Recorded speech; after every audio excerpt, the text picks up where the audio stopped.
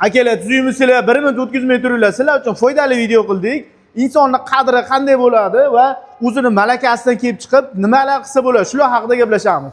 O'zimiz 2015-yilda birinchi 1 yil garantiya yozuv bilan mayatni chiqardik.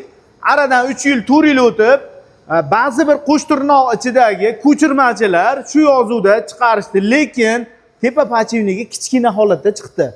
Pasi katta, lekin tepasi kichkina, vtulkasi yo'q. Aradan o'tib 2022-23larda Koreya korpusi yozuvi bilan chiqardik bu narsani. Ko'rgan bo'lsalaring, buni ham ko'chirishdi, indamadik. Bizda shunaqaki, o'zbeklarda kim bitta ishni zo'r qilsa, darrov ko'chirmachilik qiladi, uni hamma biladi. Lekin mana shu yozuvni yozib, bizniki ham zo'r deb sotishyapti. Aslida eng zo'ri maqtanish emas, bizning mahsulot. 1 yil garantiya, 10 yilgacha xizmat qiladi. Ikki tomoni ham katta pachini, vtulka qoqilgan, tavadnitsa ichida 100 grammdan ortiq litoli bor, plus rullar yengil qilingan zapchast. Endi biz brendimizning nomini o'zgartiryapmiz. O'zimizni brendimizning nomi bilan Avtosxodga o'zgartiryapmiz akalar.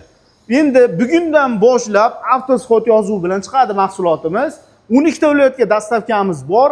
Bemalol murojaat qilasizlar. Akalar, yaqinda 2 yil, 3 yil garantiya berishni ham boshlaymiz bu narsaga. Hali hech kim garantiya bera olmagan.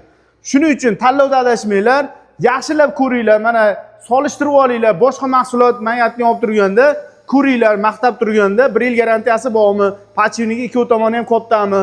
Haqiqiy koreys kim bilib olinglar. Bu narsa odamning hayoti akalar. Sinib ketsa, mashinangiz dumalab ketishi mumkin, yo boshqa bo'lishi mumkin.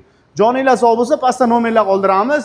Bemalol aloqa qilishga o'ringlar. Hammalarni yaxshi ko'ramiz, salomat bo'linglar.